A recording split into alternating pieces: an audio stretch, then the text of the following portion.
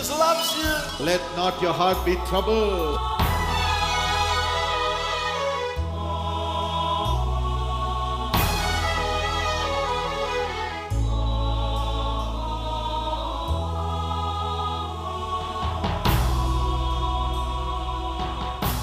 Welcome to the Jesus Calls Gujarat Prayer Festival. Jesus calls and God bless you.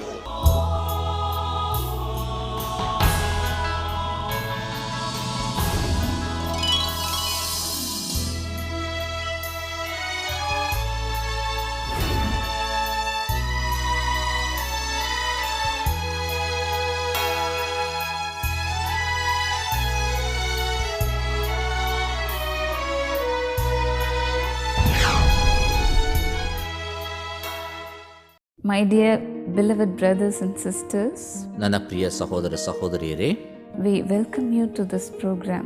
ಈ ಕಾರ್ಯಕ್ರಮಕ್ಕೆ ನಾವು ನಿಮಗೆ ಸ್ವಾಗತ ಬಯಸುತ್ತೇವೆ. I am also very happy to see all your faces. ನಿಮ್ಮ ಎಲ್ಲ ಮುಖಗಳನ್ನು ನೋಡುವಂಥದ್ದು ನನಗೂ ಸಹ ಸಂತೋಷವೇ. You may be sitting here and watching this program to receive His mercies. ನೀವು ಈ ಕಾರ್ಯಕ್ರಮವನ್ನು ಕುಳಿತು ನೋಡುತ್ತಾ ಕರುಣೆಯನ್ನು ಬಯಸುವ ಮಕ್ಕಳಾಗಿರಬಹುದು. When we are faithful to God, ನಾವು ದೇವರಿಗೆ ಪ್ರಾಮಾಣಿಕರಾಗಿರುವಾಗ He will also be faithful to us to bless us. ಆತನು ಸಹ ನಂಬಿಗಸ್ತನಾಗಿ ನಮ್ಮನ್ನು ಆಶೀರ್ವದಿಸಲಿಕ್ಕಿರುತ್ತಾನೆ. Because we are very special to Him. ಯಾಕೆಂದರೆ ನಾವು ಆತನಿಗೆ ವಿಶಿಷ್ಟವಾದ ವ್ಯಕ್ತಿಗಳು. We may say, oh, I am an empty vessel, I am a broken vessel. ನಾನು ಖಾಲಿ ಪಾತ್ರೆ ಅಥವಾ ಮುರಿದ ಪಾತ್ರೆ ಎಂಬುದಾಗಿ ನೀವು ಹೇಳಬಹುದು. But God says you are special to Him. ಆದರೆ ಕರ್ತನನ್ನು ತಾನು ನೀವು ನನಗೆ ವಿಶೇಷ ವ್ಯಕ್ತಿಗಳೆಂಬುದಾಗಿ. Don't be worried, my dear brothers and sisters. ನನ್ನ ಪ್ರಿಯ ಸಹೋದರ ಸಹೋದರೇ, ನೀವು ಚಿಂತೆ ಮಾಡಬೇಡ್ರಿ. Today God is going to bless each and every one of you. ಈ ದಿವಸ ಪ್ರತಿಯೊಬ್ಬರನ್ನ ದೇವರು ಆಶೀರ್ವದಿಸಲಿಕ್ಕಿದ್ದಾನೆ. ಸಹೋದರಿ ಇವ್ಯಾಂಜಲಿನ್ ಪಾಲ್ ದಿನಕರ್ ಅವರ ಪ್ರಾರ್ಥನೆಯ ಮೂಲಕ ಲಕ್ಷಾಂತರ ಜನರು ದೇವರ ಆಶೀರ್ವಾದವನ್ನು ಹೊಂದಿದ್ದಾರೆ. ಬನ್ನಿರಿ, ಈಗ ಅವರು ಕೊಟ್ಟ ಸಂದೇಶದ ಒಂದು ಭಾಗವನ್ನು ಕೇಳಿ ಆಶೀರ್ವಾದವನ್ನು ಪಡೆಯಿರಿ. Today we are going to see the vessels of His mercies. ಈ ದಿವಸ ನಾವು ದೇವರ ಕರುಣೆಯುಳ್ಳ ಪಾತ್ರಗಳನ್ನು ಕುರಿತು ನಾವು ಧ್ಯಾನಿಸಲಿಕ್ಕಿದ್ದೇವೆ. God's vessels, the vessels of honor. ದೇವರ ಪಾತ್ರಗಳು ಗೌರವಾನ್ವಿತ ಪಾತ್ರಗಳು. God is going to make every one of you as a vessel of honor into today. ದೇವರು ನಿಮ್ಮೆಲ್ಲರನ್ನ ಗೌರವಾನ್ವಿತ ಪಾತ್ರಗಳನ್ನಾಗಿ ಮಾಡಲು ಬಯಸುತ್ತಾನೆ.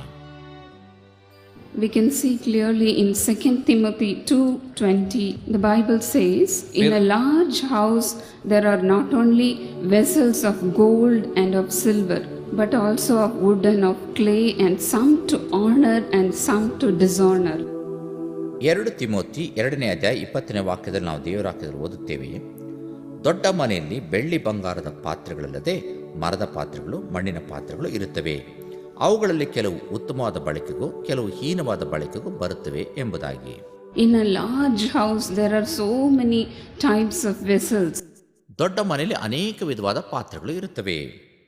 There are vessels of gold, of silver, some of wood and of clay, and so many vessels. ಕೆಲವು ಬಂಗಾರದ ಪಾತ್ರೆಗಳು, ಕೆಲವು ಬೆಳ್ಳಿ ಪಾತ್ರೆಗಳು, ಕೆಲವು ಮರದ ಪಾತ್ರೆಗಳು, ಕೆಲವು ಮಣ್ಣಿನ ಪಾತ್ರೆಗಳು, ಹೀಗೆ ವಿವಿಧ ಪಾತ್ರೆಗಳು ಇರುತ್ತವೆ. But how God wants us to be? ಆದರೆ ದೇವರು ನಮ್ಮನ್ನು ಯಾವ ರೀತಿಯಲ್ಲಿ ಬಯಸುತ್ತಾನೆ? He wants us to be the vessel of gold. ಆತನು ನಮ್ಮನ್ನು ಬಂಗಾರದ ಪಾತ್ರೆಗಳಾಗಿರಬೇಕೆಂಬುದಾಗಿ ಬಯಸುತ್ತಾನೆ. A vessel of honor. ಗೌರವಾನ್ವಿತ ಪಾತ್ರೆ. That's why in the same chapter verse 21 we can see, if a man therefore cleanses himself of all these things, he shall be a vessel of honor, he shall be sanctified, he shall be useful to the master and be prepared to do any good work. ಅದೇ ಅಧ್ಯಾಯ 21ನೇ ವಾಕ್ಯವನ್ನು ನೋಡುವಾಗ, ಹೀಗಿರಲಾಗಿ ಒಬ್ಬನು ಹೀನ ನಡತೆಯುಳ್ಳವರ ಸಹವಾಸವನ್ನು ಬಿಟ್ಟು ತನ್ನನ್ನು ಶುದ್ಧ ಮಾಡಿಕೊಂಡ್ರೆ ಅವನು ಉತ್ತಮವಾದ ಬಳಕೆಗೆ ಯೋಗ್ಯನಾಗಿರುವನು. ಅವನು ದೇವರ ಸೇವೆಗೆ ಪ್ರತಿಷ್ಠಿತನಾಗಿಯೂ ಯಜಮಾನಿಗೆ ಉಪಯುಕ್ತನಾಗಿಯೂ ಸಕಲ ಸತ್ಯಗಳನ್ನು ಮಾಡುವುದಕ್ಕೆ ಸಿದ್ಧನಾಗಿಯೂ ಇರುವನು. And next, what God does for us. ಮುಂದೆ ದೇವರು ನಮಗೇನು ಮಾಡುತ್ತಾನೆ? How He makes us a vessel of honor. ಗೌರವಾನ್ವಿತ ಪಾತ್ರೆಯಾಗಿ ಹೇಗೆ ನಮ್ಮನ್ನು ಮಾಡುತ್ತಾನೆ? Usually when we wash our clothes, we wash with water, then detergent, and then we use starch. ಸಾಮಾನ್ಯವಾಗಿ ನಾವು ಬಟ್ಟೆ ಒಗೆಯುವಾಗ ಅದನ್ನು ನೀರಿನಿಂದ ಒಗೆಯುತ್ತೇವೆ, ಆಮೇಲೆ ಸೋಪಿನಿಂದ, ಆಮೇಲೆ ಸ್ಟಾರ್ಚ್ ಉಪಯೋಗಿಸ್ತೇವೆ ಅಲ್ಲವೇ? To make our clothes stiff. ನಮ್ಮ ಬಟ್ಟೆಗಳು ಸ್ಥಿರವಾಗಿ ಗಟ್ಟಿಯಾಗಿ ನಿಲ್ಲುವುದಕ್ಕೋಸ್ಕರ, We want our clothes to be neat and clean. ನಮ್ಮ ಬಟ್ಟೆಗಳು ಶುಭ್ರವಾಗಿ ಸರಳವಾಗಿ ಇರಬೇಕೆಂಬುದಾಗಿ. In the same way, God also wants us to be like that. ಅದೇ ರೀತಿಯಲ್ಲಿ ದೇವರು ಸಹ ನಾವು ಇರಬೇಕೆಂಬುದಾಗಿ ಬಯಸುತ್ತಾನೆ.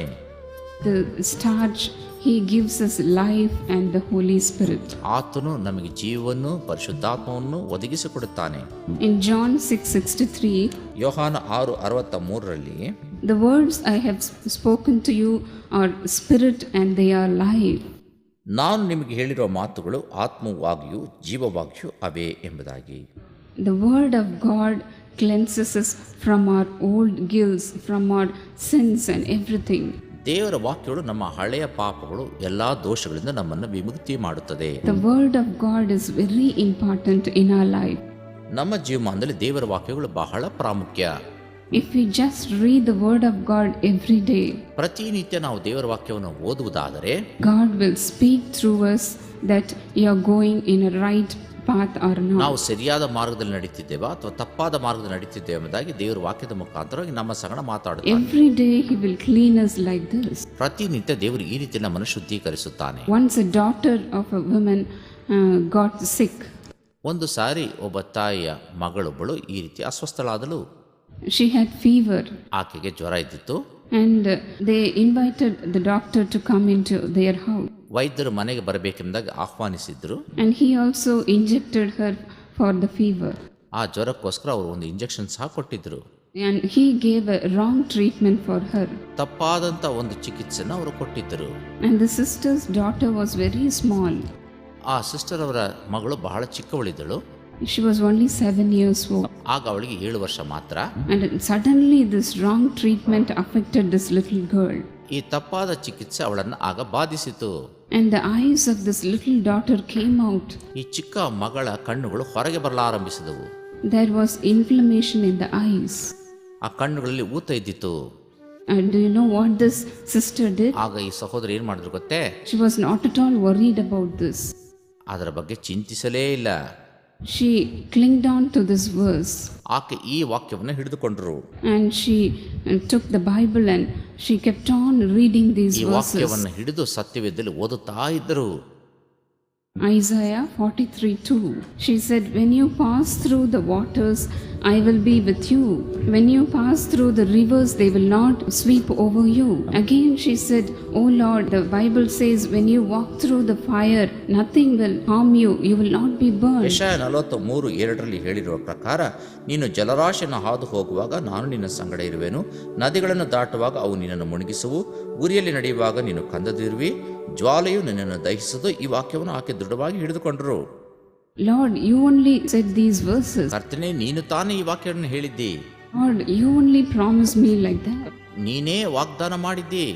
And amazingly, suddenly, this inflammation went inside and the little girl was normal.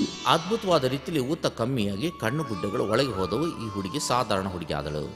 God honored her faith. ದೇವರು ಆಕೆಯ ಒಂದು ಆ ನಂಬಿಕೆಯನ್ನು ಗೌರವಿಸಿದ. And God delivered this little girl of her problem. ಈ ಚಿಕ್ಕ ಹುಡುಗಿಯ ಸಮಸ್ಯೆಯಿಂದ ಪಾರು ಮಾಡಿದನು. In the same way, my dear brothers and sisters, ಅದೇ ರೀತಿಯಲ್ಲಿ ಪ್ರಿಯ ಸಹೋದರ ಸಹೋದರಿಯರೇ, cling on to the word of God. ದೇವರ ವಾಕ್ಯವನ್ನು ದೃಢವಾಗಿ ಹಿಡಿದುಕೊಳ್ಳಿರಿ. Every day claim a promise and say, Oh Lord, you have given me this promise. You will do that for me today.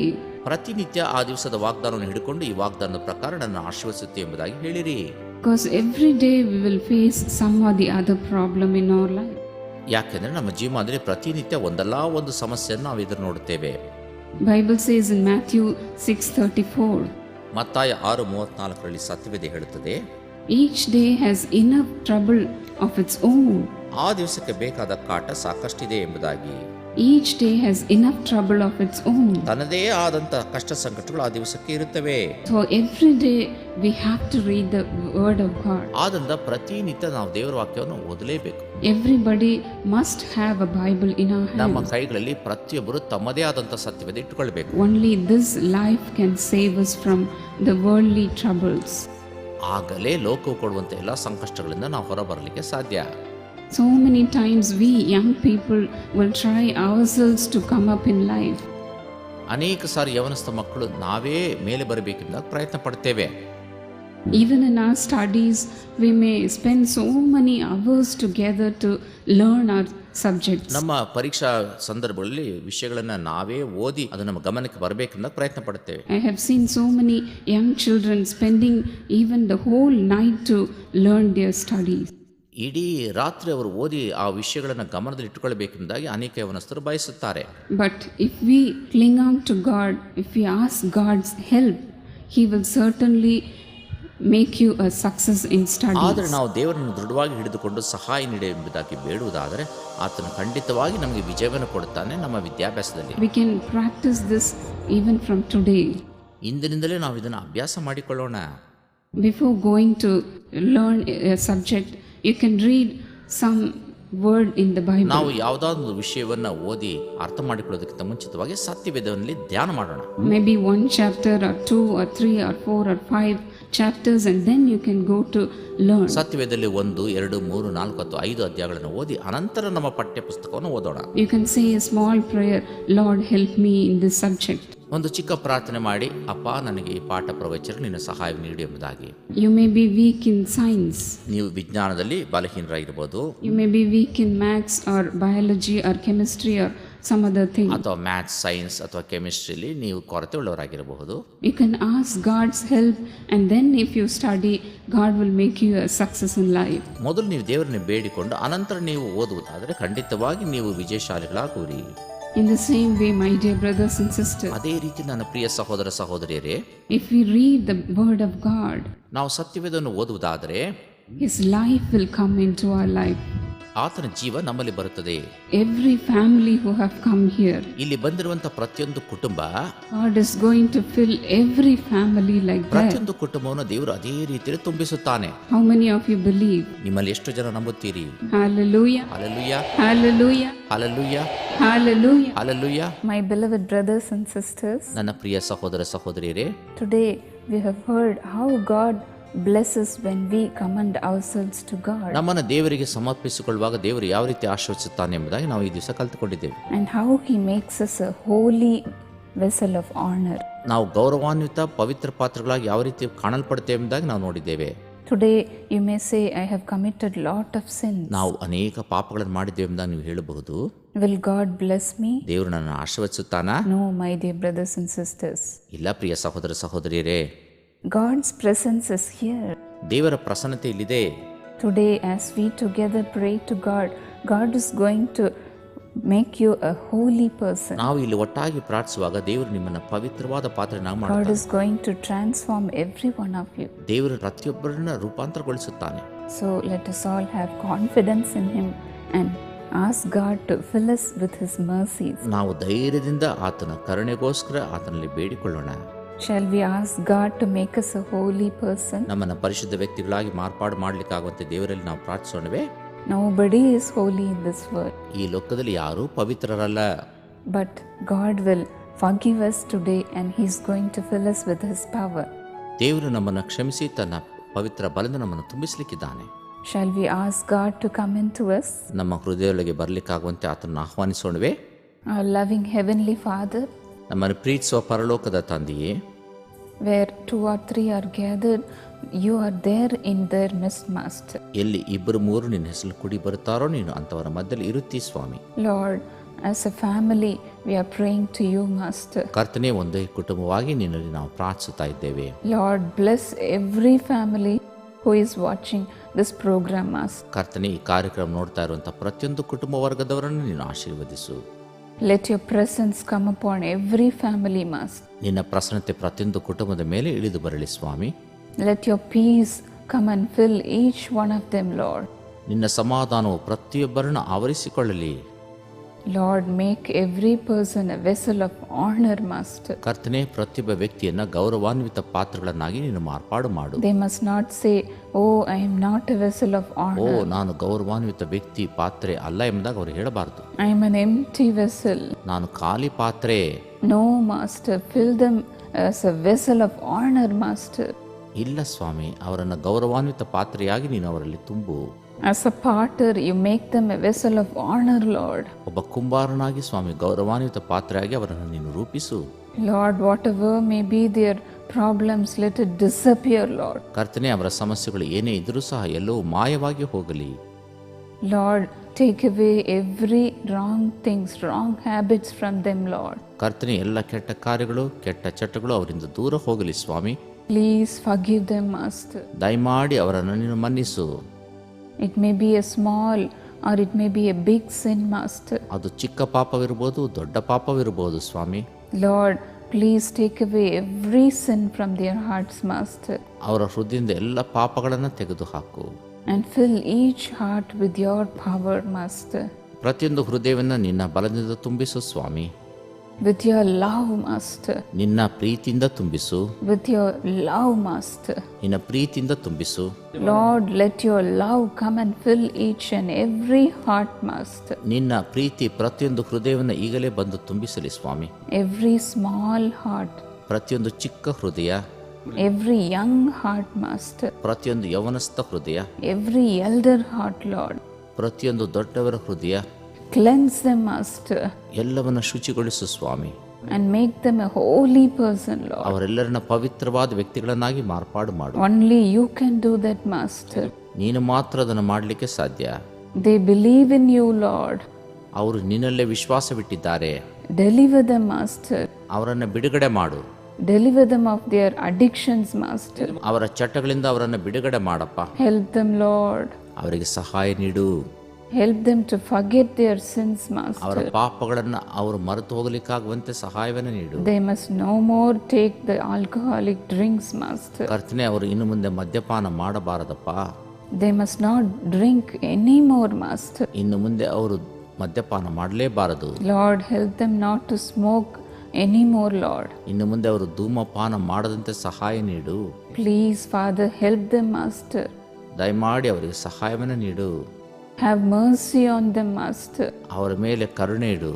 and deliver them, Lord. ಅವರನ್ನು ಬಿಡುಗಡೆ ಮಾಡು. Now let them be delivered now, Master. ಈಗಲೇ ಅವರು ಬಿಡುಗಡೆನ ಕಾಣಲಿ ಅಪ್ಪ.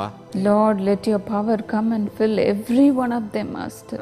ನಿನ್ನ ಬಲ ಪ್ರತಿಯೊಬ್ಬರನ್ನು ಈಗಲೇ ತುಂಬಿಸಿರಿ ಸ್ವಾಮಿ. Let them be a holy person, Master, ಅವರು ಪರಿಶುದ್ಧ ವ್ಯಕ್ತಿಗಳಾಗಿ ಮಾರ್ಪಾಡು ಹೊಂದಲಿ. and make them a person who gives glory and glory and glory, Master. ಮಹಿಮೆ ಮಹಿಮೆ ಮಹಿಮೆ ಸಲ್ಲಿಸುವಂತ ವ್ಯಕ್ತಿಗಳಾಗಿ ಮಾರ್ಪಾಡು ಮಾಡು. Let your name be glorified now, Lord. ನಿನ್ನ ನಾಮ ಈಗಲೇ ಮಹಿಮೆ ಹೊಂದಲಿ ಕರ್ತನೆ. And also I pray for every person who have sickness in their bodies, Master. ದೇಹದಲ್ಲಿ ರೋಗಸ್ಥರಿಗೋಸ್ಕರ ನಾನು ಪ್ರಾರ್ಥಿಸುತ್ತೇನೆ ಸ್ವಾಮಿ. Deliver them, Lord. ಅವರನ್ನು ಬಿಡುಗಡೆ ಮಾಡು. Let every pain disappear now, Master. ಎಲ್ಲ ನೋವುಗಳು ಈಗಲೇ ಮಾಯವಾಗಿ ಹೋಗಲಿ. It may be a headache, ಅದು ತಲೆನೋವಾಗಿರಬಹುದು, or it may be a cancer. ಅಥವಾ ಕ್ಯಾನ್ಸರ್ ಆಗಿರಬಹುದು. Lord, take away every sickness, Lord. ಎಲ್ಲ ವ್ಯಾಧಿಗಳನ್ನು ತೆಗೆದುಹಾಕು. Let every boil disappear now, Master. ಎಲ್ಲ ಗುಳ್ಳೆಗಳು ಈಗಲೇ ಮಾಯವಾಗಿ ಹೋಗಲಿ. Let every tumor disappear now, Master. ಎಲ್ಲ ಗಡ್ಡೆಗಳು ಈಗಲೇ ಮಾಯವಾಗಿ ಹೋಗಲಿ. In the name of Jesus, deliver them, Lord. ಯೇಸು ನಾಮದಲ್ಲಿ ಅವರನ್ನು ಬಿಡುಗಡೆ ಮಾಡಪ್ಪ. Deliver them, Master. ಬಿಡುಗಡೆ ಮಾಡು ಕರ್ತನೆ. How long they should suffer like this, Master. ಎಷ್ಟು ಕಾಲ ಈ ರೀತಿ ವೇದನೆ ಅನುಭವಿಸಬೇಕು? Lord, today deliver them, Master. ಕರ್ತನೆ, ಹಿಂದೆ ಅವರನ್ನು ಬಿಡುಗಡೆ ಮಾಡಪ್ಪ. Let your mercies come upon them now, Lord. ನಿನ್ನ ಕರುಣೆಗಳು ಈಗಲೇ ಅವರ ಮೇಲೆ ಇಳಿದು ಬರಲಿ. Whoever cannot walk, let them walk now, Master.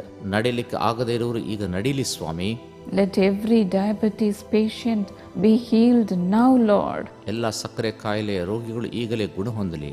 Now, Master. ಈಗಲೇ ಕರ್ತನೆ.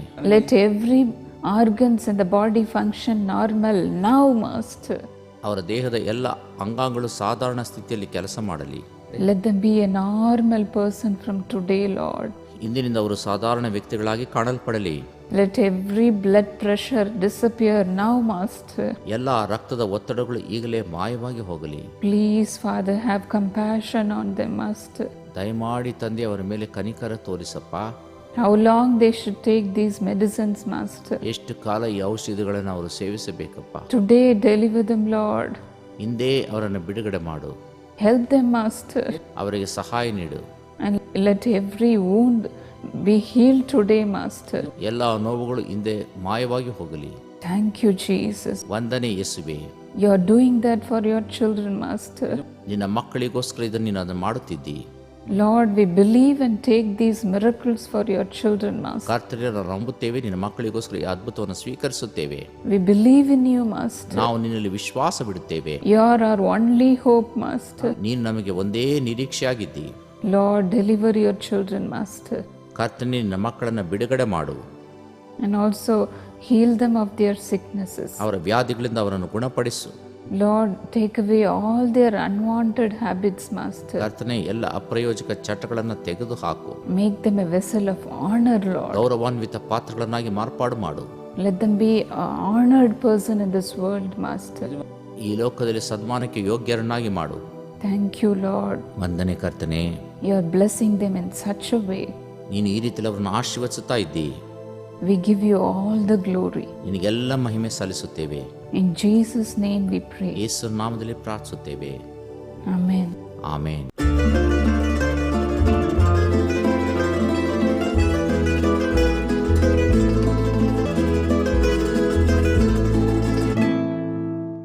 ನನ್ನ ಹೆಸರು ಶರ್ಲಿನಾ. ನಾನು ಲಕ್ನೋದಲ್ಲಿ ವಾಸವಾಗಿದ್ದೇನೆ. ನಾನು 10ನೇ ತರಗತಿಯಲ್ಲಿ ಓದುತ್ತಿದ್ದಾಗ ಇಂಡೋರ್ ಪಟ್ಟಣಕ್ಕೆ ಅಂಕಲ್ ಮತ್ತು ಸಹೋದರ ಪಾಲ್ ದಿನಕರ್ ಅವರು ಬಂದಿದ್ದರು.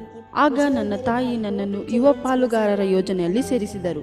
10वीं कक्षा की बोर्ड परीक्षा में जब मैं ಇದಕ್ಕಿಂತ ಮುಂಚೆ ನಾನು ಆಂಗ್ಲ ಮತ್ತು ಗಣಿತದಲ್ಲಿ ಬಹಳ ಕಮ್ಮಿ ಅಂಕಗಳನ್ನು ಪಡೆಯುತ್ತಿದ್ದೆ. ಇದನ್ನು ಯಾರಿಗೂ ಹೇಳಲು ಅಸಾಧ್ಯವಾಗಿತ್ತು. ನಾನು ಪಾಲ್ ದಿನಕರ್ ಅವರಿಗೆ ಪತ್ರ ಬರೆದು ನನಗೋಸ್ಕರ ಪ್ರಾರ್ಥಿಸಲು ಬೇಡಿಕೊಂಡೆ. ನನ್ನ ಫಲಿತಾಂಶದ ದಿನದಂದು ನಾನು ಆತ್ಮಹತ್ಯೆ ಮಾಡಿಕೊಳ್ಳಲು ಪ್ರಯತ್ನಿಸಿದೆ.